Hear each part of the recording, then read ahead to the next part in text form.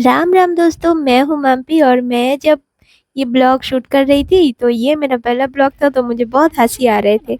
मैं गांव से निकल के पहली बार एयरपोर्ट आई थी क्योंकि ये मेरा पहला उड़ान था।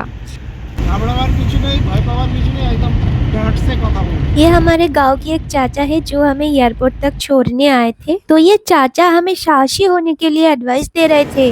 আমরা এখন পৌঁছে और গেছি। दोस्तों, ये है मेरी माताश्री भी मेरे साथ जा रही है, तो उनका भी ये पहला फ्लाइट है। और दोस्तों, अभी हम कुछ प्रसाद खा रहे थे जो कि हम घर से लेके गए थे। और मेरे सर के ऊपर लिखा हुआ ये जो वर्णमाला है और जो अल्फाबेट है, इसको देख के आप समझ सकते हो ये कौन सा एयरपोर्ट है। अगर आप समझ गए तो कमेंट में जरूर बता देना। और दोस्तों, उसके बाद मैं काउंटर से अपना बोर्डिंग पास लिया और हमारा बैगेज को उधर छोड़ दिया और हैंडबैग को लेके सिक्योरिटी चेक इन कंप्लीट करके ऊपर जहाँ पे हमारा गेट था, जिस गेट से जाना था, उधर आके बैठा। मेरे माँ को बोला कि बाहर देखने के लिए, क्योंकि उनके लिए ये बहुत एक्साइटिंग था। वो तो कभी ही नहीं सोचे थे कि फ्लाइट में कभी जाएंगे। वैसे दोस्तों, आज के जमाने में फ्लाइट में चढ़ना बहुत ही आम बात हो चुकी है, पर हमारे जैसा गांव के लोगों के लिए ये अभी भी बहुत खास बात है, क्योंकि हम तो हमेशा ही ट्रेन में ही ट्रैवल करते हैं अगर दूर कहीं जाना हो तो। पर दोस्तों, इस बार हमें बहुत ही अर्जेंसी था और जल्दी जाना था, इसलिए ना हम ये फ्लाइट में जाने की डिसीजन लिए थे। और ये हमारा पहला फ्लाइट है, कहीं मिस ना हो जाए, इस डर से ना इतना जल्दी आ गए थे कि अभी भी हमारे हाथ में 1.5 घंटा था। तो क्या करें, इधर बैठ के हम लोग ऑब्जर्व कर रहे थे कि कैसे फ्लाइट आते हैं, कैसे जाते हैं, कैसे वो लगेज को लेके इधर उधर करते हैं। और अभी 1.5 घंटा खत्म हो चुके थे, हमको अभी फ्लाइट में जाना था, लेकिन उससे पहले मैं अपनी खूबसूरती को मेंटेन कर रही थी। मतलब कि मेरे बाल वगैरह सब ठीक है कि नहीं, वो सब चेक किया। पर मेरी माताश्री किधर गई? मैं उधर पलट के देखा तो अभी तक वो ऑब्जर्व ही कर रही है कि कैसे आते जाते हैं फ्लाइट, क्योंकि उनके लिए ये बहुत ज़्यादा एक्साइटिंग था। और जब फ्लाइट टेक ऑफ और लैंडिंग करते हैं ना, उस टाइम पे मेरे माताश्री का रिएक्शन और भी मज़ेदार था। पर मैं इस बार उनका रिएक्शन कैप्चर नहीं की थी, पर जब हम सेकेंड टाइम उधर से लौट रहे थे ना, तब हम उनका रिएक्शन कैप्चर किया था, जो आपके साथ मैं एक दूसरा वीडियो में शेयर करूँगी। और अभी फ्लाइट का टेक ऑफ हो चुका था, 30 मिनट हो गया, पर मेरे माताश्री की चेहरे पे देखो तो थोड़ा डरी हुई है। फ्लाइट का सफर हुआ खत्म और उसके बाद हम लगेज लेके एयरपोर्ट से बाहर आ गए। तो ये है अगरतला की एयरपोर्ट, महाराजा वीर विक्रम एयरपोर्ट। तो अभी मेरे माँ बहुत खुश है, पहले तो बहुत दुखी लग रही थी फ्लाइट में। हमारा लगेज को मेरी माँ के पास छोड़ के मैं उनका थोड़ा बहुत वीडियो बना रही थी। वो तो पूरा टाइम फ्लाइट में हरे कृष्ण महामंत्र जप कर रहे थे, उनको लगा था कुछ हो गया तो। पर भगवान को बहुत बहुत धन्यवाद, क्योंकि हमारा जर्नी बहुत अच्छा रहा, बहुत अच्छा।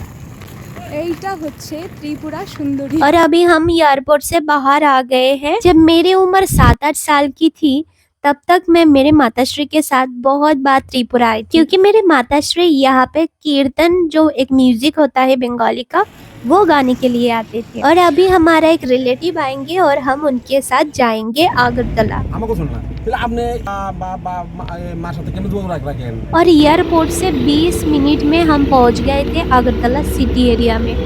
और हमें चाहिए था एक रूम आगरतला में ही, क्योंकि अगला दिन सुबह हमारा एग्ज़ाम था। लेकिन हमारा जो रिलेटिव है वो चाहते थे कि हम उनके साथ जाएं, पर उनका घर भी आगरतला सिटी से बहुत दूर था और हमारा एग्ज़ाम तो त्रिपुरा हाई कोर्ट में था, जो कि एकदम आगरतला सिटी में ही है। फिर मैं हमारे जो रिलेटिव थे उनको बहुत समझाई कि देखो, हम 4 घंटा ये जर्नी करके आए, फिर 2 घंटा और करना नहीं चाहते, हमें अगरतला में ही कोई होटल में रुकना है।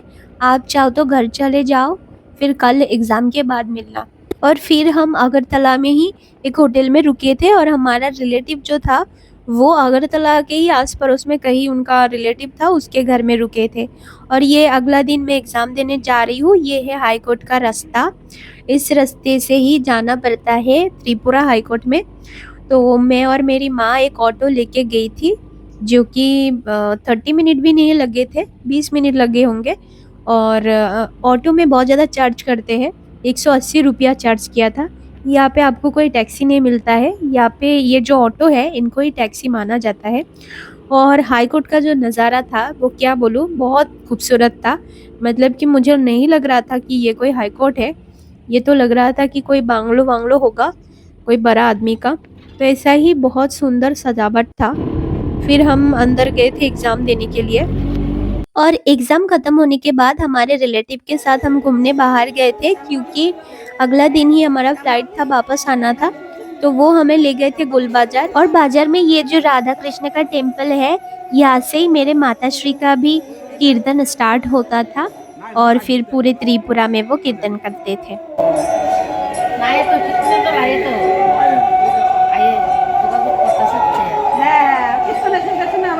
ये जो मेरे रिलेटिव है, ये मेरे एक अंकल है जिनको मैं मेशो बुलाता हूँ बंगाली में। तो ये मेशो और एक भाई भी है साथ में, वो दोनों हमें जगन्नाथ बाड़ी लेके गए थे। ये जगन्नाथ बाड़ी जो है एक बहुत बड़ा गौड़ीय मठ है, जो कि बहुत फेमस है अगरतला में। क्योंकि शाम हो गए थे तो यहाँ पे चल रहा था संध्या आरती, तो बहुत लोग आके ज्वाइन हो रहे थे संध्या आरती में। हम लोग भी संध्या आरती में पार्टिसिपेट किए, कीर्तन किया। और यहाँ पे बना हुआ था बहुत सारा विग्रह, जो कि एक स्टोरी के फॉर्म में बनाया गया था। जैसे श्री कृष्ण का बर्थ कैसे हुआ, श्री चैतन्य महाप्रभु कैसे अपना हरि नाम सबको दिया, ये सब स्टोरी के फॉर्म में बनाया हुआ था। और दोस्तों, इस टेम्पल से मुझे और एक इन्फॉर्मेशन पता चला कि यहाँ पे एक धर्मशाला है जहाँ पे आप रह भी सकते हो, पर हेड 150 रुपीज़ में। जहाँ हम एक होटल में रह रहे थे, बहुत ज़्यादा पैसा लग रहा था, लेकिन हमें अगर पहले पता होता तो हम यहीं पे रह जाते।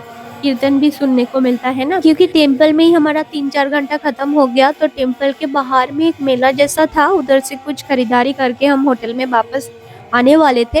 लेकिन बीच में एक राजबाड़ी हमें दिखा, तो वो ले गए थे हमें। यहाँ पे लिखा हुआ था आई लव अगरतला।